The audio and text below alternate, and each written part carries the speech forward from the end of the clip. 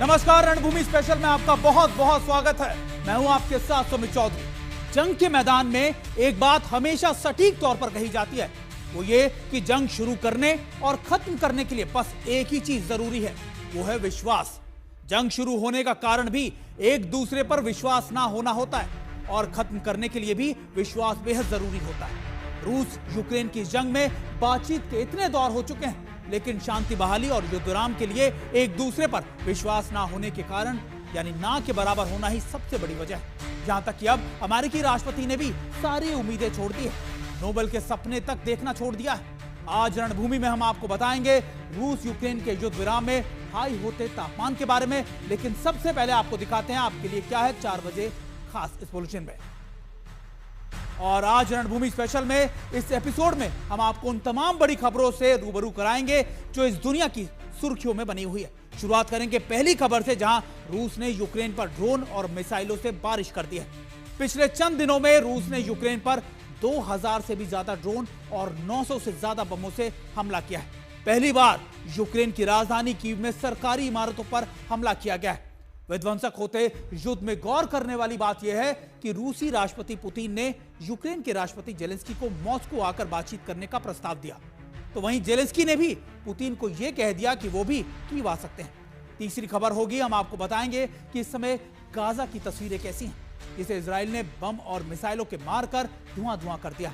चौथी खबर में हम आपको बताएंगे कि अमेरिका के राष्ट्रपति ट्रंप ने हमास को क्या अल्टीमेटम दिया है और कितने दिन का अल्टीमेटम दिया है। रणभूमि स्पेशल में पांचवी खबर आपको बताएंगे कि कैसे अमेरिका, जापान और दक्षिण कोरिया के साथ मिलकर चीन के खिलाफ नया मोर्चा बना रहा है। आज रणभूमि स्पेशल में हमारे साथ 2 खास मेहमान भी हमारे साथ इसमें शामिल होंगे। हमारे साथ मेजर जनरल रिटायर्ड के सिन्हा जी होंगे और major general retired AK Siwach भी हमारे साथ इस चर्चा में शामिल होंगे, जिसमें हम उन तमाम मुद्दों पर सटीक और संपूर्ण चर्चा करेंगे। लेकिन आपको सबसे पहले उस खबर से रूबरू करा देते हैं जो इस समय सबसे ज्यादा सुर्खियां बटोर रही हैं। रणभूमि स्पेशल में सबसे पहले बात होगी जंग की, जो पिछले 3.5 साल से भी ज्यादा से चल रही है, लेकिन हर घंटे और खतरनाक होती जा रही है। रूस और यूक्रेन एक तरफ जंग और तबाही का सिलसिला जारी है, तो दूसरी तरफ राजनीति और कूटनीति का एक नया तमाशा शुरू हो गया। पुतिन और जेलेंस्की अब आमने सामने बयानबाजी में भिड़ रहे हैं। पुतिन ने जेलेंस्की को मॉस्को आकर बात करने का निमंत्रण दिया, वहीं जेलेंस्की ने भी कह दिया कि पुतिन भी अगर चाहे तो वो कीव में आकर बातचीत कर सकते हैं। यानी बातचीत के इन नए बहानों के बीच जंग का मोर्चा और ज्यादा भयानक होता जा रहा है।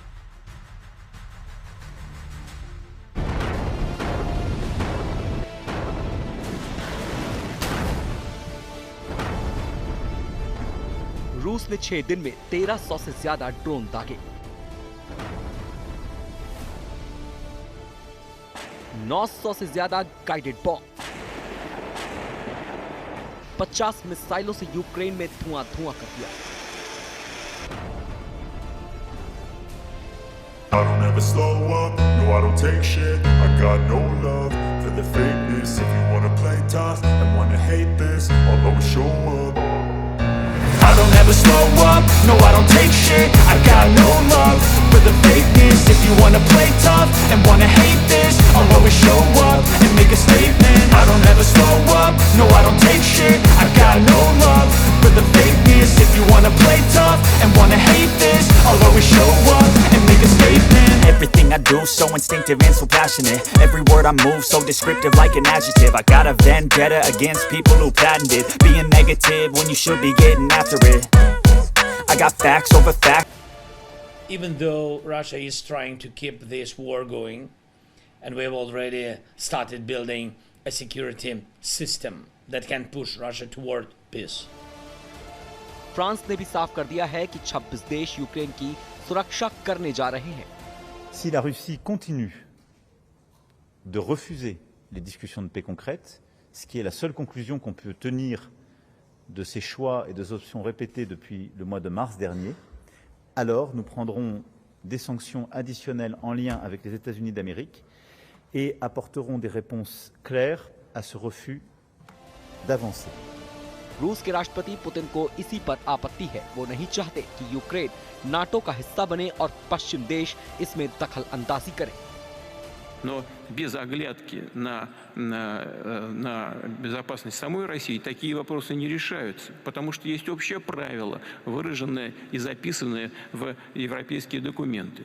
Безопасность одной страны не может быть обеспечена за счет безопасности другой.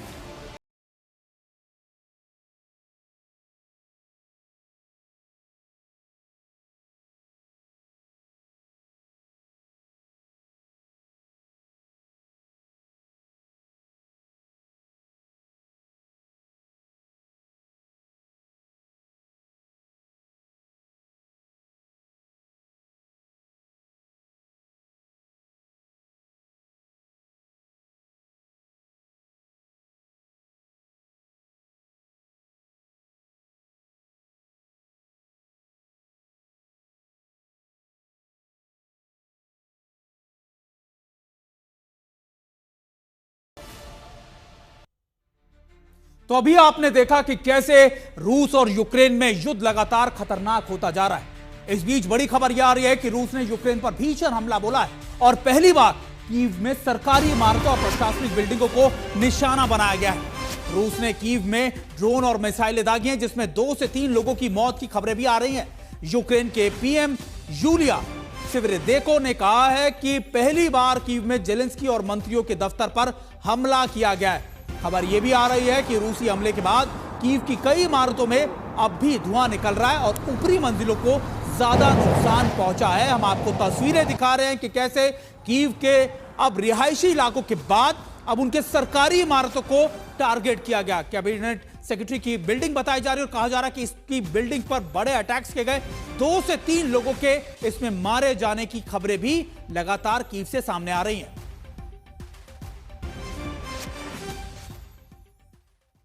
और रूस ने ना सिर्फ कीव बल्कि यूक्रेन के दूसरे शहरों पर भी बड़े हमले बोले हैं। ब्रेकिंग न्यूज आ रही है कि यूक्रेन के समुद्री शहर ओडेसा पर रूस ने कई मिसाइलों से धावा बोल दिया है।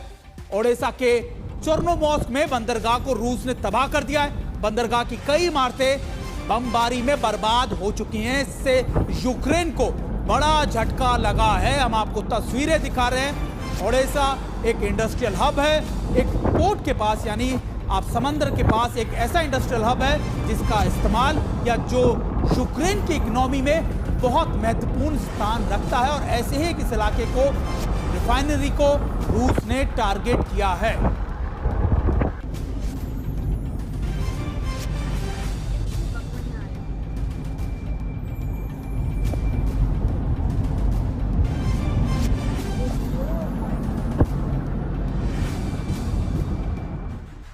और रूस और यूक्रेन का यह युद्ध हर दिन भीषण होता जा रहा है। हम आपको सबसे पहले इस युद्ध से आ रहे 10 बड़े अपडेट हम आपको बता देते हैं। क्या है 10 बड़े अपडेट, यह आपके लिए जानना बहुत जरूरी है। हम अपनी बिग वॉल पर आपको समझाने की कोशिश कर रहे हैं क्या है 10 बड़े अपडेट। सबसे पहला अपडेट, यूक्रेन पर 800 ड्रोन और 13 मिसाइलों से हमला किया गया। रूस की तरफ से बड़े हमले किए गए, 800 ड्रोन का इस्तेमाल इसमें किया गया। और देखिए दूसरा बड़ा अपडेट क्या है कि कीव में प्रशासनिक भवन पर रूस की बमबारी। पहली बार ऐसा देखा गया कि रिहायशी इलाकों के बाद अब सीधे तौर पर उनके मिनिस्ट्रियल ऑफिसेस पर भी टारगेट किया गया। दूसरा बड़ा अपडेट, पिछले 24 घंटे में क्या हुआ ये बता रहा है। कीव पर हमले में अब तक 2 लोगों की मौत हो गई है और 12 से ज्यादा लोग घायल हुए हैं। 2 लोगों की मौत, 12 से ज्यादा लोग घायल। और ज़ेपोरिज़िया जो न्यूक्लियर प्लांट है पर भी रूसी हमले में 20 से ज्यादा लोग तबाह हुए। यानी ज़ेपोरिज़िया के इलाके में भी रूस ने बड़े अटैक्स किए हैं। ज़ेपोरिज़िया बहुत महत्वपूर्ण इलाका है क्योंकि यहां पर न्यूक्लियर प्लांट है जो रूस के कब्जे में है। सुमी इलाके में भी रूस हमले में 1 शख्स की मौत हो गई है। सुमी इलाका भी बहुत ज्यादा विध्वंसक इस युद्ध में होता जा रहा है। हम आपको बता रहे हैं 5 बड़े अपडेट हमने आपको अब तक बताए। छठा अपडेट क्या है यह भी हम आपको बताते हैं कि आखिरकार इस युद्ध के मैदान में क्या है छठी बड़ी खबर, यह भी आपको दिखाने की कोशिश करते हैं।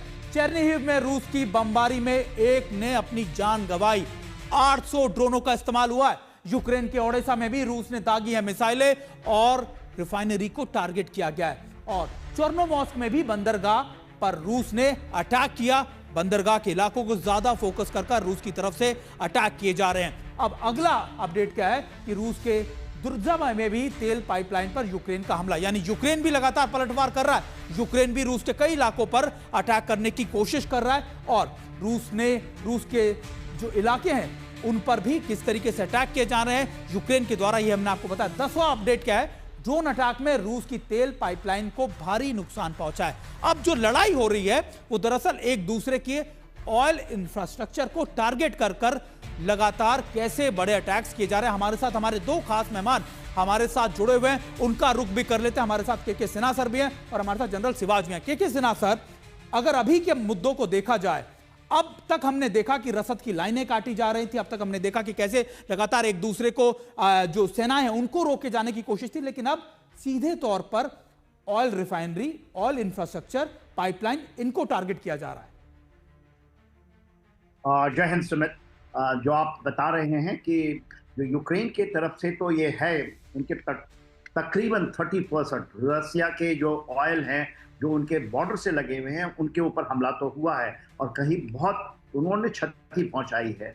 और दूसरा जो रूस का है वो तो उनका है ही है कि उनके पावर इंफ्रास्ट्रक्चर को बर्बाद करना, मगर अभी सेंटर ऑफ ग्रेविटी कीव के ऊपर में जो आपने खबर दी वो बहुत बड़ी खबर है।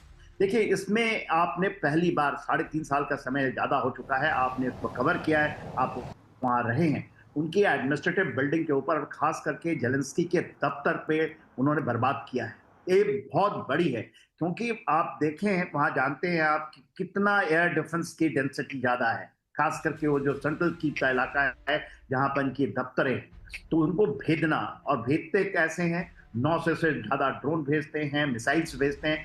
तो अब मोर और less Ukraine is getting naked. और ओडेसा के ऊपर में जो सबसे बड़ी आप दूसरी बात बताए, ओडेसा में मेरी खबरें हैं कि कुछ वहां पर ऑलरेडी स्पेशल फोर्सेस अंदर हैं अब रशिया के। तो ये एक वेरी डायरिंग सिचुएशंस हैं, इसमें लगातार उनको बढ़त मिल रही है। रशिया को स्टेलमेट तो है नहीं। हाँ, यूक्रेन जो उसको पलटवार करता है अपने ड्रोन से करता है, फ्लेमिंगो का यूज हो रहा है। उसने एक मिसाइल बनाई है जो कहता है मिसाइल है, मगर ये एक कॉपी है जो उसने लिया है खास करके, और वो उसको कहता है कि वो काफी इफेक्टिव है। हमने देखा ये खास करके क्रीमिया में देखा, रोस्टोव में देखा, कर्जनदौर में देखा, ये इफेक्टिव है वहां। मगर इनसे क्या होगा, ऑप्टिक पर जमीन के ऊपर में जो गेन है, एंड दैट मैटर्स। जमीन के ऊपर आप कितने इलाके को कैप्चर करते हैं, कितनी आपके अंदर आ रही है। 20% है मेरे अनुसार, तो एक तो 23-24% हो चुका है क्योंकि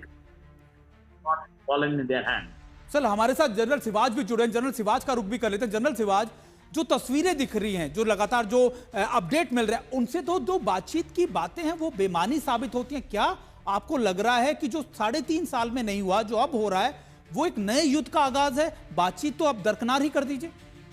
हाँ बिल्कुल, देखो सुमित, सच्चाई है कि हर चलते हुए दिन पे इंटेंसिटी इस लड़ाई की बढ़ती जा रही है और इसमें कोई शक नहीं है कि धीरे धीरे जो रूस है वो इलाका जीतता जा रहा है, वेस्ट की तरफ बढ़ता जा रहा है। तो ठीक बिल्कुल जनरल सिन्हा साहब ने बोला, करीब 22 से 23-24% इसने इलाका ले लिया है। क्रीमिया 2014 में ले लिया था और उसके बाद डोनबास का इलाका जिसमें डोनेत्स्क, लुहांस्क, फिर जापोरिजिया और खारासन। और अब सच्चाई है कि धीरे धीरे हर रोज 2 से 3 किलोमीटर के करीब इलाका रूस जीतता जा रहा है। मगर यह भी सच्चाई है कि यूक्रेन भी पलटवार कर रहा है और ये पहले तो ये देखते हैं कि रूस कितना हमला कर रहा है। रूस के जो हमले हैं उसमें अभी थोड़ी सी फिलॉसफी चेंज हुई है। अब वो जो ईस्टर्न यूक्रेन की बजाय अब वो सेंट्रल यूक्रेन और एक प्रकार से वेस्टर्न यूक्रेन तक भी जा रहे हैं। और दूसरा जो इम्पोर्टेंट सिटी, देखो खार्किव जो थी पहले इनकी फाइनेंशियल कैपिटल, उसको इन्होंने बर्बाद किया। अब ये आ रहे हैं करीब करीब उड़ीसा जो कि एक पोर्ट सिटी है, बहुत बड़ी मैन्युफैक्चरिंग हब सेंटर है, ब्लैक सी पे है, उसको एक प्रकार काफ़ी हानि पहुंचाई जा रही है। और एक और चेंज हुआ जिस प्रकार से अब वो गवर्नमेंट बिल्डिंग को ये दिखाने की कोशिश कर रहा है रूस कि अगर हम चाहें तो आपकी जो कैबिनेट मीटिंग है उसके ऊपर भी हमला कर सकते हैं। मगर दूसरी बात ये देखनी पड़ेगी सुमित। बिल्कुल सर, देखिए यही बातें हैं कि कई ऐसे मुद्दे हैं, कई ऐसी बातें हैं जो लगातार बड़े सवाल खड़े कर रहे हैं। लेकिन अब आप अपने दर्शकों को एक ऐसी तस्वीर दिखाते हैं जो देखकर आप समझ सकते हैं कि कैसे ये युद्ध लगातार बदल रहा है। अब आपको एक ऐसी तस्वीर दिखा रहे हैं जिसमें अमेरिका और रूस में तनातनी बढ़ सकती है। वजह है हमारे सामने सबसे बड़ी तस्वीर, यानी ये तस्वीर जो हम अपने दर्शकों को दिखाएंगे कि कैसे अमेरिका भी अब इस युद्ध में अपनी तैयारियां कर रहा है। दरअसल ये रूस का इलाका है और रूस के इलाके के पास क्या देखा गया, रूस के इलाके मरमस्क के पास यूएसएस जेराल्ड को यानी एयरक्राफ्ट कैरियर को देखा गया और ये बेहद करीब इसको स्पॉट किया गया। देखिए आप यहाँ ही इलाका और यूएसएस जेराल्ड यानी अमेरिका का aircraft carrier, nuclear aircraft carrier वहां पर देखा गया। और ये है सबसे बड़ा कंसर्न, ये है सबसे बड़ी दिक्कत जो इस समय आ सकती है। और सबसे बड़ी बात यह है कि कैसे इस कैरियर को, जेराल्ड को कैसे रूस के तटीय इलाकों के बेहद करीब पाया गया। और ये इलाका ऐसा है जहां पर रूस के स्ट्रेटेजिक एसेट्स या फिर आप उसे कह सकते हैं कि उसके इंडस्ट्रियल हब को भी माना जाता है। और अमेरिकी लड़ाकू हेलीकॉप्टर MH-60R इस आप कह सकते हैं एयरक्राफ्ट पर तैनात है। और ये बहुत महत्वपूर्ण है क्योंकि उत्तरी तट के पास तैनात इसको किया गया है। तो ऐसे में इस तैनाती के मतलब क्या निकलते हैं ये भी हमने अपने खास मेहमानों से जानेंगे। लेकिन एक और बड़ी खबर अपने दर्शकों को बताया कि रूस और यूक्रेन युद्ध से जुड़ी एक और बड़ी खबर सामने आ रही है। यूरोपियन देशों ने रूस के खिलाफ नई मोर्चाबंदी शुरू कर दी है। यूरोप के देशों ने फैसला किया है कि 20 से 50,000 सैनिकों को यूक्रेन में तैनात किया जा सकता है। यानी जो हाल में पेरिस में मीटिंग हुई उसमें इस मुद्दे पर, इस विषय पर चर्चा हुई। इन सैनिकों में बड़ा हिस्सा फ्रांस का होने वाला है। यूक्रेन में सैनिकों की तैनाती का फैसला कुछ दिनों पहले यूरोपियन देशों की एक बड़ी बैठक में लिया गया था। हालांकि रूस ने पहले ही चेतावनी दी है कि यूक्रेन की धरती पर विदेशी सैनिकों को रूस अपना निशाना बनाएगा और बर्दाश्त नहीं करेगा। और इसी युद्ध से जुड़ी एक और बड़ी खबर अपने दर्शकों को बता दें कि रूस यूक्रेन युद्ध से जुड़ी एक बड़ा अपडेट आ रहा है कि अब पोलैंड ने भी अपने फाइटर जेट्स को पूरी तरीके से तैयार कर रखा है। यूक्रेन पर रूसी हमले में इजाफे के बाद पोलैंड ने यह बड़ा फैसला लिया है। दूसरी बड़ी खबर यह है कि पोलैंड ने बेलारूस में रहने वाले अपने नागरिकों को निर्देश दिया है कि वो जल्द से जल्द बेलारूस छोड़कर वहां से चले जाएं। साथ ही ये भी कहा है कि पोलैंड या दूसरे देशों में रहने वाले उनके नागरिक भी बेलारूस नहीं जाएं। पोलैंड की सरकार ने ये ऐसा आदेश दिया है कि बेलारूस में जो लोग हैं पोलैंड के वो वहां से जल्द बाहर निकल जाएं, बेलारूस को खाली कर दें।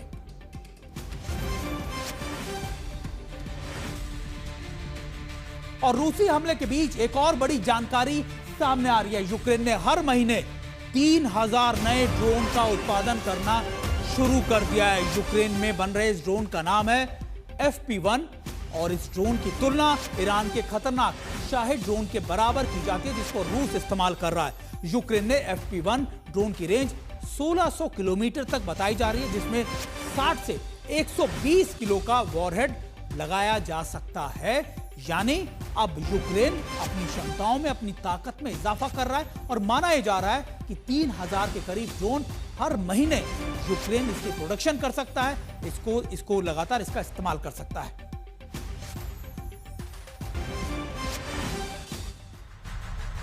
और रणभूमि स्पेशल में अभी तक आपने देखा कि कैसे रूस और यूक्रेन के युद्ध और ज्यादा भीषण हो रहा है, कैसे यूक्रेन के पक्ष में यूरोपियन देशों की मोर्चाबंदी हो रही है। और अब आपको दुनिया के युद्ध में एक और मोर्चे पर लिए चलते हैं जहां इजराइल अपनी एक तरफा कार्रवाई में गाजा को मटिया मेल करने पर तुला हुआ है। इजराइल ने गाजा की बहुमंजिला इमारतों को निशाना बना दिया है। साथ ही इजराइल ने गाजा में पैम्फलेट भी गिराना शुरू कर दिया है जिसमें कहा गया है कि गाजा के नागरिक जल्द से जल्द गाजा को छोड़कर कहीं दूसरे इलाकों में चले जाएं। आइए पहले आपको एक खास रिपोर्ट दिखाते हैं।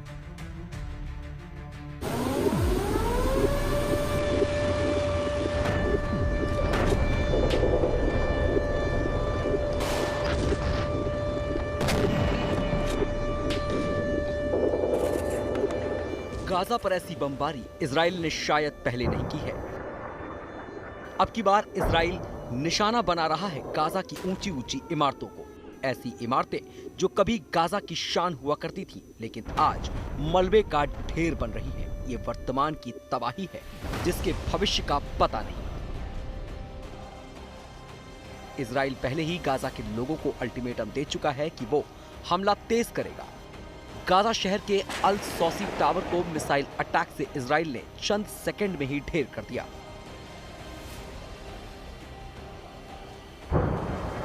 गाजा की इस 15 मंजिला इमारत को देखिए। इजराइल ने इसे भी अपने बारूद का निशाना बनाया। ताश के पत्ते की तरह बिल्डिंग धड़ाक हो गई। इजराइल रात के अंधेरे में भी गाजा शहर को निशाना बना रहा है। अंधेरे में चमकती मिसाइल और ड्रोन गाजा में तबाही मचा रहे हैं। इजराइल का दावा है कि पूरे गाजा शहर के करीब 50% हिस्से पर उसका पूर्ण कब्जा हो चुका है और बाकी पर भी वो अपना नियंत्रण बढ़ा रहा है। इजराइल के पीएम नेतन्याहू ने चेतावनी दी है कि जो युद्ध गाजा में शुरू हुआ है उसे गाजा में ही खत्म करना होगा। אנחנו פועלים להכריעת החמאס, אבל בדרך חוללנו יחד נפלאות, כי שברנו את הציר האיראני. גם בעזה, גם בלבנון עם החיזבאללה, גם עם משטר אסד שהתמוטט, גם עם איראן עצמה, שאיימה עלינו איומים קיימים, והסרנו אותם יחד, ועכשיו גם מול החות'ים. אבל מה שהתחיל בעזה, חייב להסתיים בעזה. गाजा पर इजराइल ने न सिर्फ अपना हमला तेज कर दिया है बल्कि वहां बचे लोगों को इलाका खाली करने का अल्टीमेटम भी दे दिया है। गाजा शहर के बचे खुचे रिहायशी इलाकों में इजराइल ने पैम्पलेट गिराए हैं जिसमें लिखा है कि अपना इलाका तुरंत खाली कर दें।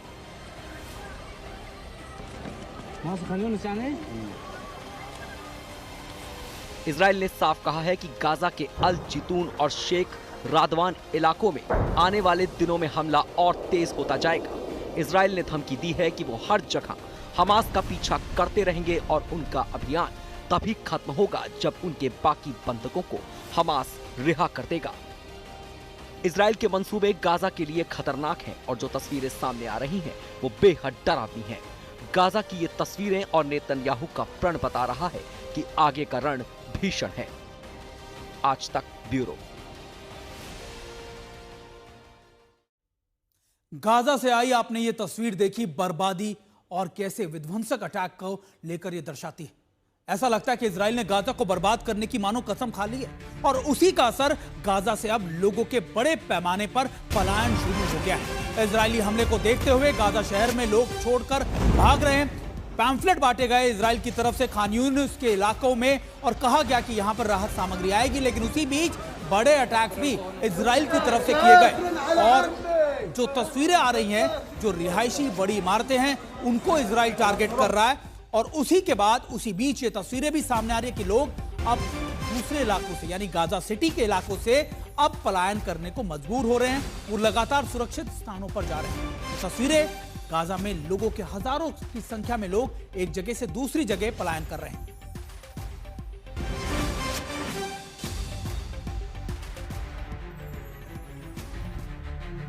आपने देखा कि कैसे इजराइल की भीषण बमबारी से गाजा में जबरदस्त दहशत है। खौफ इतना है कि गाजा को लोग बड़ी संख्या में वहां से पलायन कर रहे हैं। अब आपको बड़ी एलईडी स्क्रीन पर दिखाते हैं कि कैसे गाजा की तस्वीर लगातार बदल रही है। सैटेलाइट तस्वीरें ली गई हैं और इन तस्वीरों से खुलासा हुआ है कि आखिरकार 8 अगस्त और 25 अगस्त में क्या बड़ा फर्क आया। ये देखिए 8 अगस्त की ये तस्वीरें हैं, यानी आप देखिए यहां पर आपको जो छोटे छोटे ब्लॉक ये नजर आ रहे हैं, ये दरअसल इमारतें हैं। ये इमारतें 8 अगस्त को सैटेलाइट तस्वीरों में ली गई तो दिख रहा है कि कैसे यहां पर अभी भी कुछ इमारतें बची हैं। और ये 25 अगस्त की तस्वीर है। 25 अगस्त में आप देखिए सब कुछ आप कैसे जमींदोज हो चुका है। सिर्फ मिट्टी आपको नजर आएगी, मिट्टी के अंदर ये मलबा नजर आएगा। और इन दोनों तस्वीरों को अगर आप कंपेयर करें तो आप देखेंगे कि ये पूरा इलाका जमींदोज हो चुका है। बड़ी इमारतें अब इजराइल के नए टारगेट पर है। इजराइल ये कहता है कि आईडीएफ पर यहीं से हमला किया जा रहा है हमास की तरफ से, लेकिन इन तस्वीरों को आप देखकर समझ सकते हैं कि इस समय गाजा की क्या हालत होगी। पूरा इलाका, पूरा गाजा इस समय जमींदोज हो चुका है, कुछ भी नहीं बचा है। और यही वजह है कि लोगों में दहशत भी है और लोग अब सुरक्षित स्थानों पर जाने, पलायन करने के लिए मजबूर भी हैं। हमारे साथ इस पूरी चर्चा पर बातचीत करने के लिए हमारे दोनों खास मेहमान हमारे साथ जुड़े हैं। उनका रुख कर लेते हैं। के सिन्हा सर, आखिरकार इजराइल करना क्या चाहता है? क्योंकि हम सब जानते हैं गाजा उन देशों, उन इलाकों में से एक है जो डेंसली पॉपुलेटेड एरिया है, बहुत छोटा इलाका है, बहुत ज्यादा घनी आबादी, और ऐसे में इतने बड़े अटैक्स या ऐसे अटैक्स वहां पर आबादी जाए तो जाए कहां?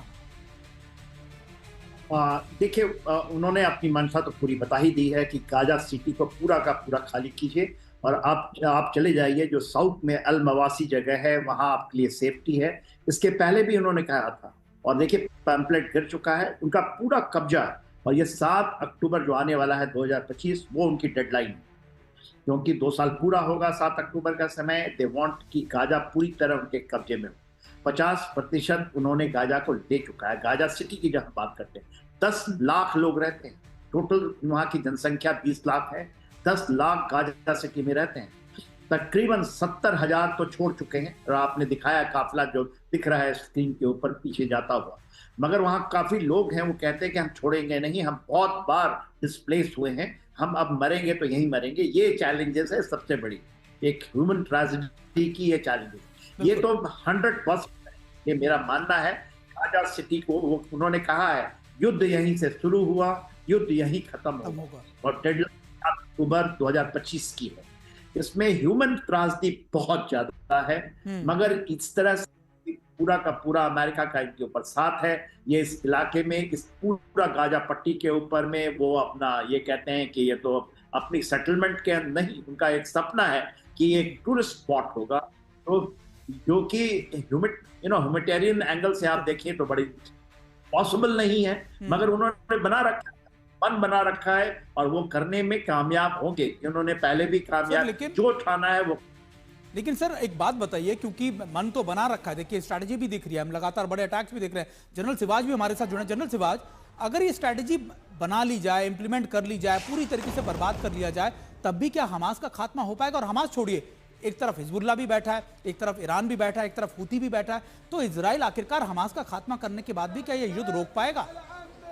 देखो सुमित, सोचा तो यही है। इजराइल कहता है कि जब तक हमास को पूरी तरीके से बर्बाद नहीं करता तब तक फिर ये लड़ाई बंद नहीं हो सकती, और इसलिए क्योंकि आज तक उनके जो 47 के करीब अभी भी बंधक हैं, जो 27 मर चुके हैं, 20 में भी कहते हैं कम हैं, उनका वो पता नहीं लगा पाए हैं। अभी भी हमास के कंट्रोल में गाजा है, और स्पेशली गाजा पट्टी जो गाजा सिटी है, और इसीलिए अब इजराइल का मानना है कि जब तक गाजा सिटी को ये कंट्रोल नहीं करेंगे, हमास को हराना मुश्किल है।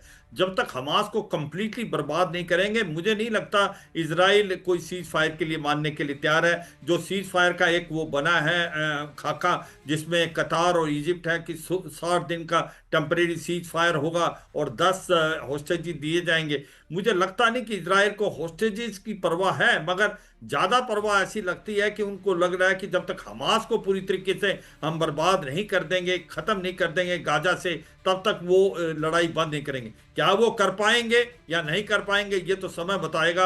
और ये भी सच्चाई है, जैसे जैसे दिन पास हो रहे हैं कि जो बचे हुए होस्टेजेस हैं वो कम होते जा रहे हैं। सुनने में यह आया कि कुछ होस्टेजेस जो 20 थे वो भी उनमें से भी कुछ मर चुके हैं। तो ये सच्चाई है। लड़ाई जो है एक प्रकार से ये कहना है कि जो वहां पर 80 से 85% पूरा बर्बाद हो गया है। गाजा सिटी जो कि पावर सेंटर है, वहां पर 10 लाख की पॉपुलेशन है, और अब उसके ऊपर हमला हो रहा है। उन्होंने 50% ले लिया है, 1 लाख के करीब लोग पलायन कर गए हैं। अब इजराइल कह रहा है कि आप यहाँ से खान यूनस की तरफ जाएं, साउथ में वहाँ पर ह्यूमैनिटेरियन जोन है, हम यहाँ पर हमला करेंगे। अगर ये नहीं गए, कुछ लोग कह रहे हैं कि हम यहीं मर जाएंगे, हम नहीं जाएंगे क्योंकि बार बार डिस्प्लेस हो गए। मगर ये सच्चाई है कि इजराइल रुकने वाला नहीं है, और कहीं ना कहीं अमेरिका की टैसिट अंडरस्टैंडिंग है, जब तक वो ये कह रहे हैं कि हमास या तो एक प्रकार से सरेंडर करे, अपने हथियार डाले, नहीं तो हमास को खत्म करके ही ये लड़ाई बंद होगी। बड़ी बात तो यही है, देखिए अमेरिका का पूरा सपोर्ट है। डोनाल्ड ट्रंप ये कह चुके हैं कि हमास सरेंडर कर दे, अल्टीमेटम दे चुके हैं, लेकिन हमास तो अपने आप को रिवाइव कर रहा है। 20,000 लड़ाके उसने फिर तैयार कर दिए। चलिए आप दोनों हमारे साथ बने रहिएगा सर, लेकिन अब अगली बड़ी खबर का रुख भी करते हैं। दुनिया में तनाव के एक ऐसे मोर्चे की ओर आपको लिए चलते हैं जहां से बड़ी खबरें सामने आ रही हैं। दरअसल अमेरिका अब दक्षिण अमेरिका के देश वेनेजुएला पर भी हमला बोल सकता है। दरअसल मामला यह है कि अमेरिकी वेनेजुएला में ड्रग्स के कारोबार पर धावा बोल सकता है। अमेरिकी हमले में आशंका में वेनेजुएला ने भी अपने लड़ाकू जहाजों को, यानी आप कह सकते